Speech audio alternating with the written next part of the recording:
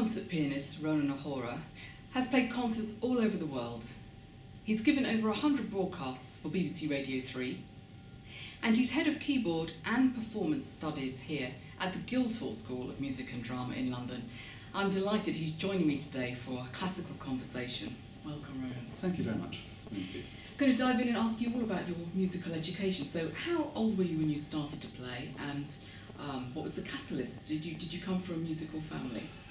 I didn't come from a musical family in the sense that they'd had a great deal of professional musical experience, although both my mother and my father were very naturally musical people.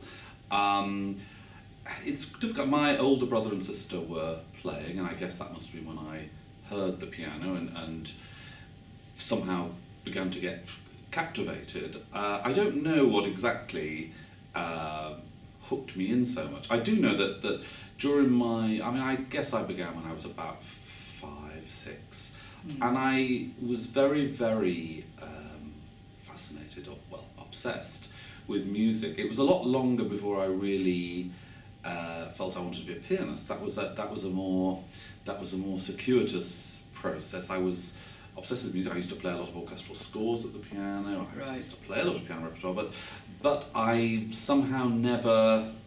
I didn't narrow it down in my mind, if you know what I mean, for whatever reason. I didn't go to a specialist school, and it mattered to me. I'm not sure I even quite knew why, but it mattered to me very much to deal with music in a very kind of holistic way, if you like. It was really only much more in my mid-teens that the piano became more serious in that sense, or at least playing concerts. And I won the piano class in Young Musician of the Year.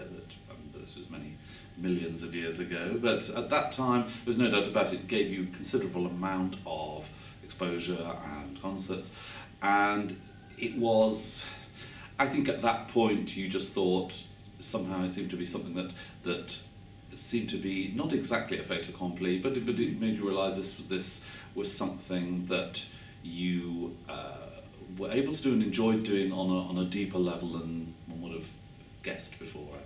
And so which teacher then do you think was most influential in your development? I studied with Richard Baxter at Chet's, who was extremely helpful for me. I particularly needed, at that time, I mean, he was at Chet's, he was at Chet's, I of course wasn't, as I say, but I needed to get discipline. Because of, I was a very good sight reader. I could read orchestral scores at the piano reasonably easily, and I had a certain kind of facility, and I had a certain kind of musical mind that allowed me to cover up all sorts of things that I couldn't do. And that has its uses. As a pianist, you need some of that, but there comes a time where you really need to sort out the detail, and that is encountering him when I guess I was about 14 or 15. Was very important from that point of view. I mean, others as well, but particularly that you need occasionally, if you're as I was at that time, you need to run into somebody where you can't fake your way around it, and you can't cover up things, and you can't disguise things. And so he provided me with that sense of discipline, and it was the real lesson is, I think, coming to.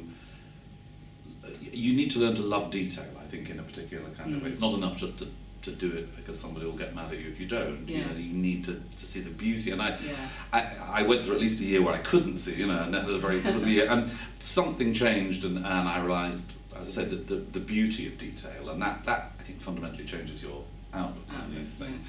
But I've always had.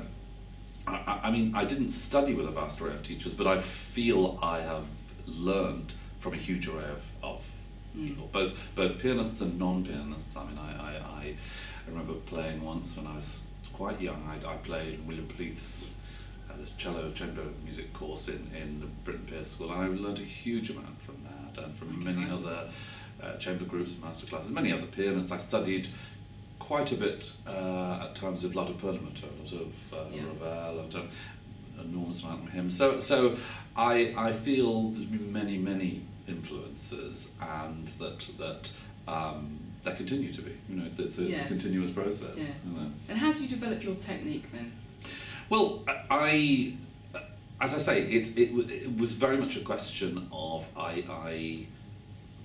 Max had come from a Russian school. He'd been a student of Neuhaus, and you know, you have to develop fingers that will actually support you and do the job for you, and you know, you need to be able to rely on them to build them up. And so I think that it's that sense of, it's a question of your fingers taking responsibility. Yes. You know, I think it is very important, more and more, that's actually associated with ideas of physical comfort in the deep sense of the word, or pleasure. Not because we tend to be psychologically conditioned to think, if you're going to try and do something, you know, very seriously, that there should be something uncomfortable about it. I think we do think, we don't rationalise it that way, but we do often sort of have that association. And I think it is the opposite, that with, you see this with great performers, I mean, they may well be demanding huge amounts of themselves in all sorts of ways. I'm suggesting it's easy, but I am suggesting they are in contact with a very deep, natural comfort in themselves. They're doing what feels natural. One of the things as a pianist, I think, is you need to discover that, you know, like singers talk about their Fark, their particular voice. You know, you might be a soubrette soprano or a Wagner Helden tenor, and no amount of a certain kind of technique will make you do things which God didn't make you for, as it were. Yes, that's and I think that's also true for pianists in a way, and you have to understand that the repertoire is unencompassable. Nobody, the most talented pianists can't, you know, partly it's sheer volume, and also just the sheer range of demand, both, you know, technical and musical. So you have to develop instincts and feelings for what you really, what is more natural for you, what you feel more drawn to, both musically and as it were physically at the instrument. I think those things are important. Having said that, you also need to go through periods where you can handle, as it were, anything on some level. You know, that there aren't areas that are forbidden to you, as it were. So when was the light bulb moment? When did you think, gosh, I just have to be a pianist? There's nothing It else was for me? it was more gradual in one sense. I think it was something that was sort of germinating probably in the back of my mind. As I say, I didn't come from a musical background, which does tend to make you feel, although I was spending huge amounts of my life in music, you do, I suppose in retrospect, think, well, that's for other people, or that's not something I could do because I've not come from that sort of world. And as I say, the reason I give the example of the Young Musician of the Year, it's not necessarily that absolutely at that moment, but everything started, but there is a kind of sense of realising that, as I say, you can be yourself doing that. Because again, that's an important part of these things. I think people, it's one of the hard things, pressures of beginning education in music, and particularly if people look like they are going to go into a life in music, and it is a life, it's not a career, it's a vocation, which sounds pretentious when you put it that way, but I mean, it simply means that you have to do it irrespective of the fact of deciding, well, if you can be that successful by that age, that'll be worth it. Or you simply don't make career decisions in that sense, because you do it because you would be deeply unhappy spending your life doing anything else. And whatever the difficulties and pressures and frustrations and disappointments of music, you would rather that than the alternative. So, but as I say, within that, there are many lives possible to have in music. And I think for many young people, they feel a strong sense of pressure, which I think it's important that we try to help them. They feel sometimes, I think, a degree of guilt because it doesn't seem to be clear enough what exact path in music they should have. And in fact, that's a perfectly natural and healthy reaction, in my opinion. Yes. I'm distrustful. I mean, that of course there are some people, and their sense of destiny, their sense of direction is so strong that from virtually from the cradle, they feel. But I don't think that is the norm, and I don't think it's the norm even for many great artists. Because it is very important. I think most of the best pianists would feel that you have to want music first and then the piano. The piano is about making music, and very few people. I mean, this is an interesting thing about the piano, but that's different from other instruments. most people don't love the piano just as a piano. They love it for what it can do, how it can transform itself, how it can imitate the voice, the orchestra, the string quartet. But you have to have some sense of the voice, the orchestra, and the string quartet to appreciate that. Yes. In fact, in truth, a piano that will only sound ever like a piano is not very interesting. No. So as Brendel said, it's the only instrument that you have to play by transcending its nature in that sense. So it is very, very important for musicians generally, and pianists very particularly and practically, I think, to have a sense of context in which they play. Because if you're playing Beethoven Piano Sonata and you don't know the symphonies or you don't know any of the string quartets, then you are lacking a context to put it in. You're lacking a sense of, particularly as, for instance, many things in the Beethoven Piano Sonatas are imitations of orchestral effects. They're imitations of orchestral, tremolandian string sections or timpani, and if you have no context of how he uses those in his orchestral music, then you're sort of imitating in a vacuum. Yes. Yes.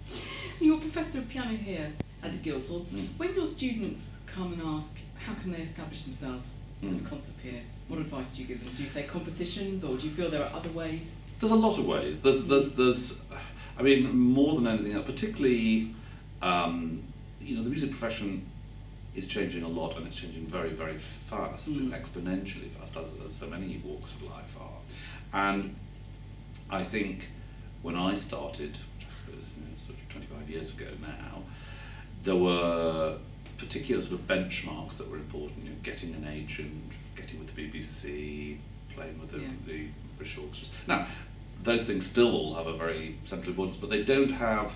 I mean, there are simply far, far less opportunities on the BBC than there were. Agents are still very relevant and important, don't occupy quite the same position because of things like social media.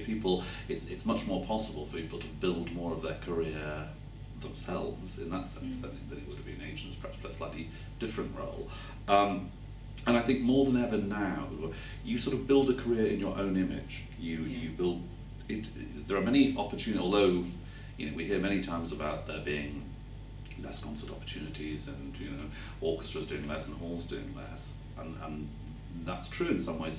Equally, there are new and different opportunities that didn't exist so much before. I mean, for instance, the fact that many musicians direct festivals now. And many musicians broadcast, verbally broadcast on the radio about music. An example of exactly what you're doing now as a pianist. This range of activities is very healthy. We went through a period, in a way, since the Second World War, of a very tight specialisation that sort of said, if you're a concert pianist, that's all you do. You get on trains or planes and you play concerts and nothing else. And it's not. I mean, if you'd said to Porto, are you a pianist or a conductor or a teacher or a cultural politician, he wouldn't have understood the question because those things are all interrelated. Or, I mean, to take even a bigger example, Liszt. That's again, these people, their prime drive was to have a life in music, and that would lead to various things at various times and various combinations of things. And as in many walks of life, variety is very important. Music is an appetite like nothing else, and you need to satisfy that appetite in different ways at different times, I think. So you do need to bring a lot of genuine imagination and creativity to how careers don't just arrive anymore because you happen to be in the right place at the right time. Probably never did arrive for that reason, but there is much more sense of you needing to have not only that the ideas about the music. I don't think anything has changed in the sense of needing to be absolutely serious about the music and about the level of playing and that has not changed, I think. But what has changed is often being more imaginative and proactive about ways that you can communicate that, and increasingly people are able to, because the traditional record industry, for instance, has so much of it has fractured and disappeared. That also has led to possibilities for young musicians, young artists, to create their own recordings, their own leading ideas with their own repertoire ideas. So it's not all negative by any means. You've been on the jury of many international and national competitions. What are you looking for in a potential winner? I think above all, you're looking for someone you'd be very interested to hear again if you weren't being paid to hear them. You see what I mean? Yeah. That I think is for me is by far the simplest way of putting it. That there are people who it's very rare to hear bad playing in competitions. You can hear playing that lacks awareness and playing that has not yet become mature, and you can hear many things you might subjectively like or dislike, but there is a lot of very good playing, both pianistically, musically. What you're always looking for is something that has a stronger, more compelling communicative edge. For me, that's more important fundamentally than whether I happen to particularly agree with what this or that pianist is doing. I don't think it's the job of someone who's in a competition, which I'm on the jury, that they should somehow be able to give a performance that's the closest to what I would do if I was sitting up on stage. Yes. And I very often you can be hugely struck and impressed and moved by someone who does things in a way that's radically different to one's own convictions, but they have that conviction at the moment of playing that convinces you at that moment, because music exists in real time that way. There is a capacity of a certain kind of music making that you suspend your disagreement, you suspend your that you might still walk out of the hall with different convictions. That's not surprising, but they can create that strength of communicative conviction, and that's the kind of person who I think is most important. The kind of person who you think, well, I'd be interested to know how they played first Brahms concerto, or how they played Murray Pryor comes into Guildhall to do master classes, and he has a wonderful phrase at times. The difference between playing that's impressive and playing that's interesting. Yes. And you don't go back to hear somebody repeatedly just because they're impressive. If they're impressive, you know they're impressive, and you won't buy a ticket just to hear again they're impressive. There must be something that you feel is going to interest you, is going to stimulate you, to move you, perhaps to provoke you. Even that's part of it, but not. There must be something there that provides a memorable experience, because concerts do change lives. I've had the experience, I'm sure you've had the experience of going to certain concerts that you feel have changed your life. Yes. I mean, I remember I only heard Rubinstein once in the flesh, and I was very young, and as I was saying earlier, it was a time where I was obsessed with music, but often not in a particularly focused way. But I just have this image of this tiny man coming onto the stage, because I was sitting very close. I was actually sitting on the stage. And I can still, it's interesting, I can remember what he played, because I didn't know a great deal of repertoire, but I remember he began with the last Schubert impromptu from the first set, and then he did the Brahms F minor sonata. And he was in his late 80s, he would have been about 87, 88 by that stage. But I can still hear it, and I can still remember the sense of communicative pleasure that he radiated, which is rare in concerts, perhaps too rare at times. It's for very obvious reasons, but it's very important to remember again that pleasure in that sense should be a central part of what we do. Of course, it should be deep, not trivial pleasure, and it should be aligned to serving the music, but it should be pleasure both to give this to the audience and for the audience to receive it. Yes. Yeah. Which composers are you particularly drawn to? What do you enjoy playing?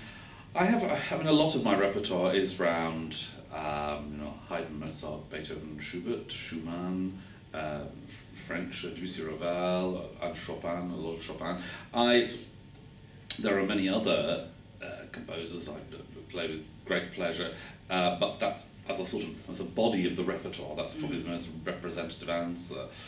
One thing I like about a sort of dual life of teaching as well as performing is that it does give you the opportunity to engage with a range of repertoire that you might love very deeply, but either you think is not for you to play, you can't play, you don't want to devote that much time to actually learning the piece, which of course is but you want to spend time intensely with it, and so it's a great privilege in the piano repertoire. One of the things that's most fascinating and stimulating about teaching, say, in the conservatoire, is as well as the interaction with the students, which is very the interaction with the repertoire.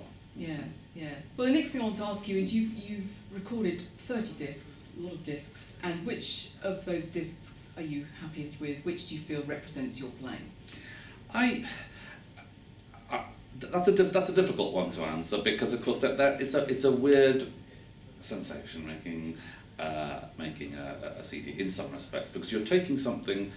Music, like life, is always in motion. Yes. And you freeze it in effect, and so it's a bit like when you say to somebody, "Well, which photograph of yourself are you really happiest with?" You 9 times out of 10, will feel like none, because you're not in motion at the time, and that's the.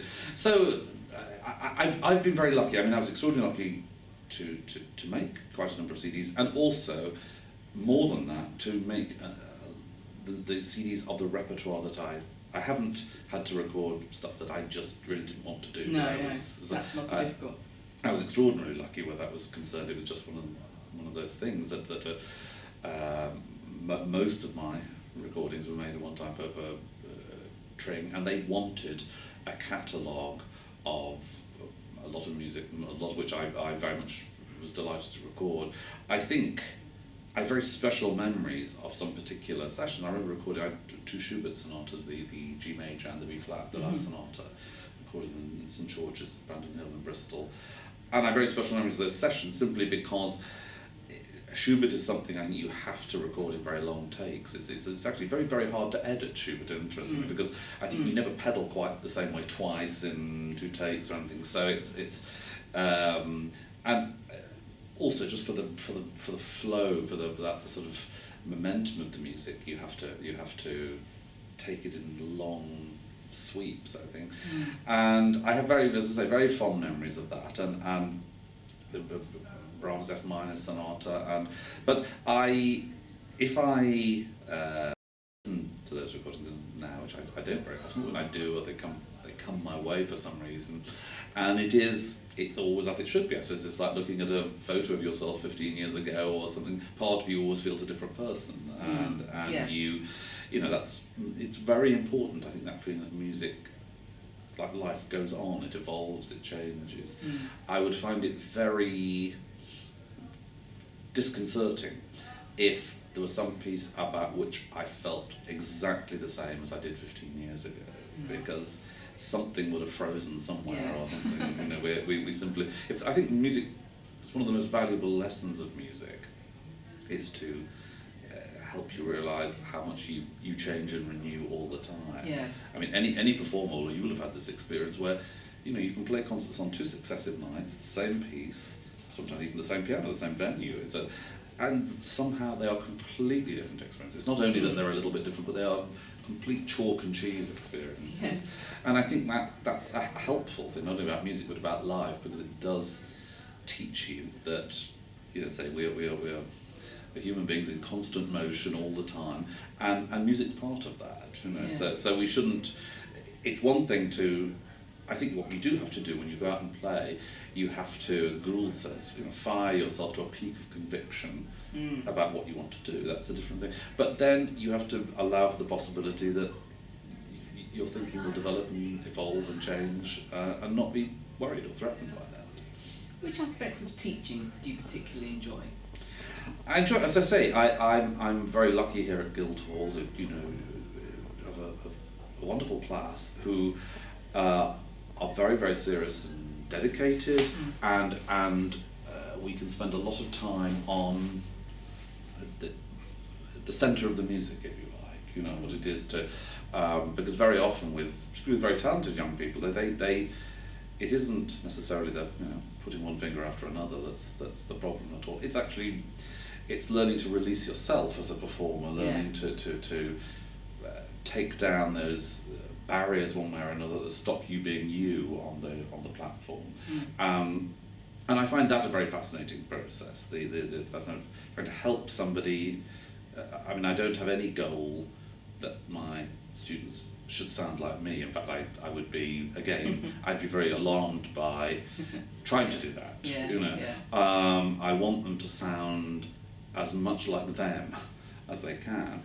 And of course it is important, you challenge them, because something that's very, very important in playing is building awareness all the time of say you become, whether it's stylistic issues or how to produce sound or what the different rhetorical effects of playing can be. Those are things where you, very often a young player will need to gain more and more awareness of you know, how to do certain things and how to put themselves in the right place to put that energy at the disposal of the music when they play, because it's music. I suppose music is like it's a natural substance. Music is like water or something. You can't command it. You can only collaborate with it. And I think for a young performer, as we all know, that desire, often out of a kind of you know, insecurity to control, to sort of feel that you have the situation absolutely gripped, as it were, can be unhelpful musically. Of course, you do need to develop that command pianistically. There's no questions. We're saying I certainly ran into a time where I knew that, you know, without that you can't be a pianist. But in terms of planning, then how you're going to use that then is a whole different issue of, as I say, building awareness. And I find it a great stimulation, a great privilege to do that. As I say, we're also very blessed as pianists with a repertoire that, you know, you couldn't get through in 10 lifetimes, really. So that's, you know, also a great pleasure. And I just, as I get older, I find more and more pleasure being with young people as well. There's no doubt about it. They keep you young. You know, yeah. What's your favourite concert venue? Where have you enjoyed playing the most? That's an interesting question. There's a lot. I mean, I think some wonderful halls in this country now, many of which didn't exist, you know, 15, 20 years ago. I mean, one of the last concerts I did, Martin Roscoe, who I know you've interviewed, and who's a colleague here on the faculty at Guildhall. Martin turned 60 this year, and we very recently, a group of his colleagues and friends who he's played with many times over the years, Peter Donohoe, Kathy Stott and Noriko Ogawa and others. We played concerts in a few venues, but particularly I remember in Bridgewater Hall in Manchester, which is it's an orchestra hall, obviously it's the Halle's home, but it's still a wonderful hall for, I mean, for instance, Martin and I did the Schubert Forehand F minor Fantasy, and it's a wonderful hall for that kind of detail. It's a very special hall. I mean, there are many. I have a great pleasure. I mean, Salzburg and the Mozarteum Hall. I think it's a beautiful recital hall. The Zurich Tonhalle is one. There are many wonderful halls. Wigmore Hall, of course, is always a great joy to play in, and I would have to say I'd be sacked from Guildhall probably if I didn't say that, of course, our new hall, which hasn't opened yet, but will be right up there. So I think it's very close to being finished, very close to being built. So it can be visited and viewed, and it is. Right. I think it will be very, very nice. So we'll see. Our next interview we do, I'll report back. That's right, yeah. So what exciting plans have you got coming up for 2013? I have a lot of exciting stuff to do here in Guildhall, which, as I say, I find ever more stimulating. I have a lot of travel alongside that, both to play. I'm making my recital debut in Japan, and also doing a 2-piano concert with Noriko Ogawa in Japan. I'm looking forward to very much. I go off to France for a tour of 8 performances of the Mozart D minor concerto with the orchestra in Nantes, and to the States, and then I also other trips to teach. I go off to Banff, where I go quite regularly, in the Rocky Mountains, which is beautiful, master classes there, and yes, there's quite a lot to keep me busy. What does playing the piano mean to you? I think it's a way of being in contact with. It's a way of expressing things that I can't express any other way, and I think that's what music does. And I think it's very, very important. And I think this is actually a great uniting thing between professionals and amateurs. I don't think it's a different experience. It obviously is. the whole focus and intensity and level of demand and finish is of course quite different when you're professional, but the need, I don't think, is necessarily different. I think the French meaning of the word amateur, a sense of doing something for love, that's what you do. Yes. Not the fact that you're not paid, but the fact that you do it irrespective of that. There's a sense in which we all need to stay amateur, even if we're paid.